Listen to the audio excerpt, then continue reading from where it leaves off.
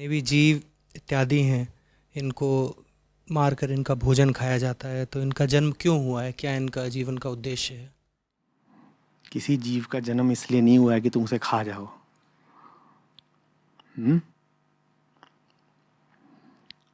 हाँ, तुम उसे खा सकते हो, वो विकल्प तुम्हारे पास है, ठीक है। पेट ही तुमको बहुत प्यारा हो अपना, तो जो मिले वही खा लो। जबान को ही बहुत अगर महत्व देते हो, तो जो कुछ ही स्वादिष्ट लगे वही चबा लो। फिर तुम पशुओं, पक्षियों, मछलियों के मांस पर ही क्यों रुकते हो?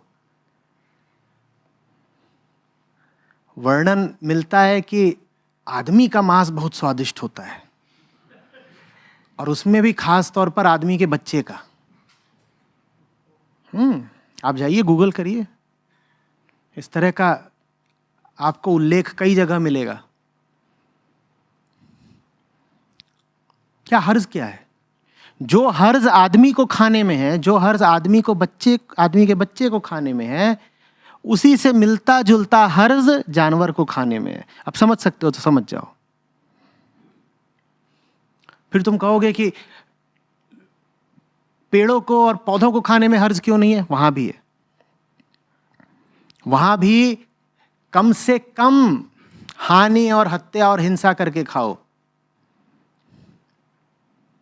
कम से कम। आदमी के जीने का जो खेती पर आधारित तरीका है, उसमें हिंसा निहित है। हालांकि वो हिंसा जानवरों को काटकर खाने वाली हिंसा से बहुत कम है।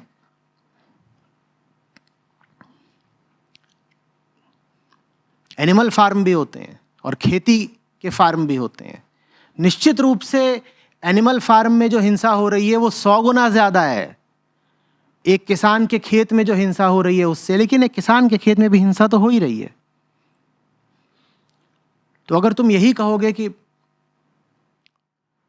जानवर को खाना बुरा है, तो पौधे को भी ना खाओ, तो बात तुम्हारी ठीक होगी।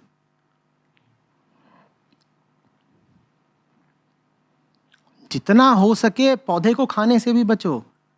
अगर दुनिया वाकई जगी, आध्यात्मिक हुई, ये जो 800 करोड़ की आबादी पैदा कर रखी है कम हुई,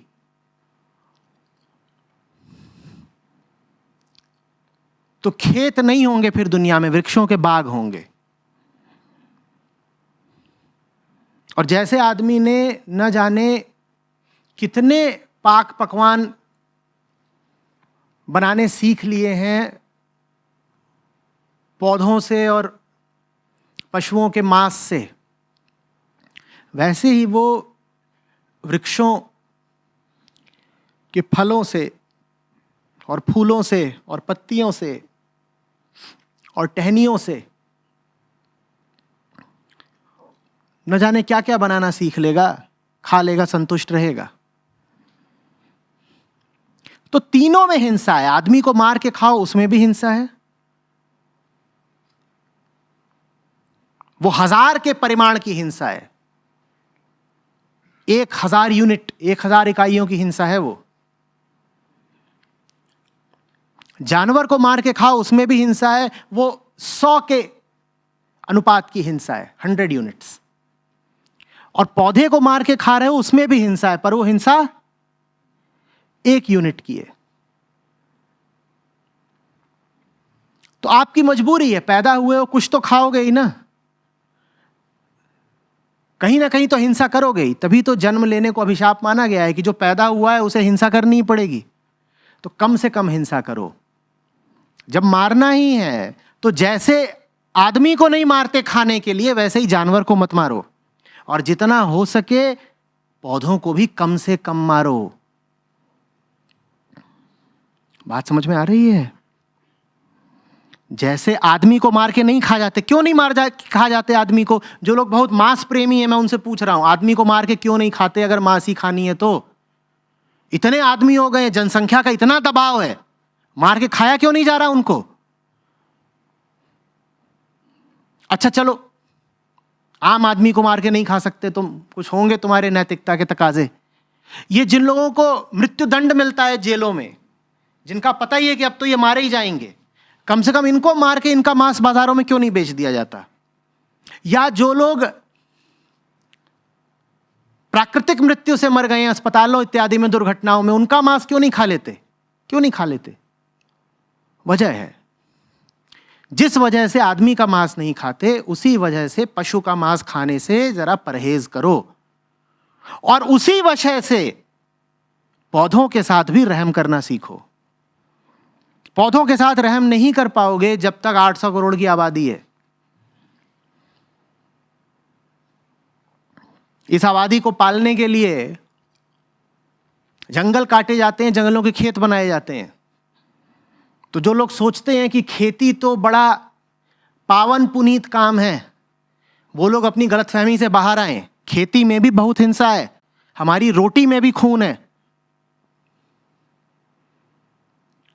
और 800 करोड़ तो आज का बोल रहा हूं, 20 साल बाद 10 अरब, 1000 करोड़।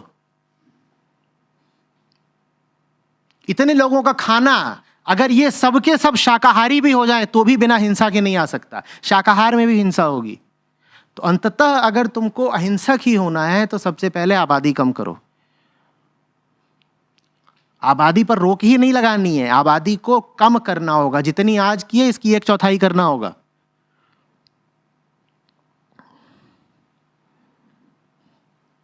लेकिन फिर भी ये याद रखिए कि हिंसा भले तीनों तरीके के भोजनों में हो, पर अगर शाकाहारी भोजन में 1 यूनिट की हिंसा है तो मांसाहारी भोजन में 100 यूनिट की।